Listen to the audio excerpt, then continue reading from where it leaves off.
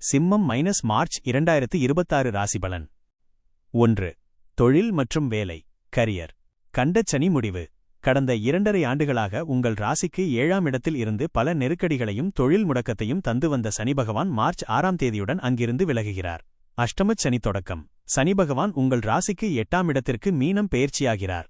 இது அஷ்டமச் சனி காலம் என்பதால் வேலையில் கவனக்குறைவை தவிர்க்க வேண்டும்.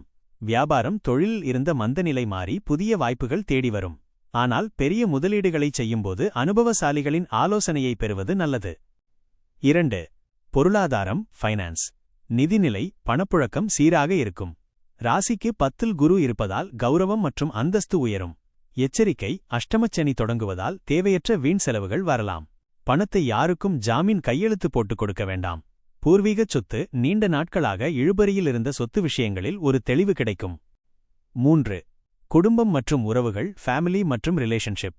நிம்மதி 7இல் இருந்த சனி விலகுவதால் கணவன் மனைவி இடையே இருந்த கருத்து வேறுபாடுகள் மறைந்து ஒற்றுமை கூடும். வாழ்க்கை துணையின் ஆதரவு உங்களுக்கு பக்கபலமாக இருக்கும். உறவுகள் நண்பர்கள் மற்றும் உறவினர்களால் அனுகூலம் உண்டு. ஆனால் 8இல் சனி இருப்பதால் மற்றவர்களின் விவகாரங்களில் தலையிடாமல் இருப்பது கௌரவத்தை காக்கும்.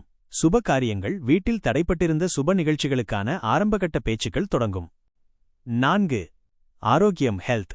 உடல்நலம். அஷ்டமச் சனி காலம் என்பதால் ஆரோக்கியத்தில் சற்று கூடுதல் அக்கறை தேவை. குறிப்பாக பயணங்களின் போது நிதானம் அவசியம்.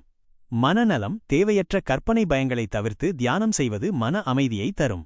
கால்கள் மற்றும் மூட்டுகளில் சிறு உபாதைகள் வந்து நீங்கலாம். முக்கிய குறிப்புகள். சந்திராஷ்டம நாட்கள் மார்ச் 19 இரவு முதல் 20-21. இந்த நாட்களில் புதிய முயற்சிகளை தள்ளிப்போடவும் வண்டியில் செல்லும்போது கவனம் தேவை. அதிர்ஷ்ட தேதிகள் மார்ச் 1, 2, 10, 11, 28, 29. அதிர்ஷ்ட எண்கள் 1, 5, 9. அதிர்ஷ்ட நிறம் இளஞ்சிவப்பு, பிங்க், ஆரஞ்சு. பரிகாரம். சூரிய வழிபாடு. தினமும் காலையில் சூரியனுக்கு ஆதித்ய ஹிருதயம் சொல்லி வழிபடுவது தன்னம்பிக்கையை அதிகரிக்கும். காலபைரவர் வழிபாடு. தேய்பிறை அஷ்டமி அன்று பைரவருக்கு மிளகு தீபம் ஏற்றி வழிபட அஷ்டமச்சனியின் தாக்கம் குறையும். தானம். சனிக்கிழமைகளில் துப்புரவு தொழிலாளர்களுக்கு அல்லது ஊனமுற்றவர்களுக்கு உங்களால் முடிந்த அன்னதானம் செய்வது விசேஷமானது.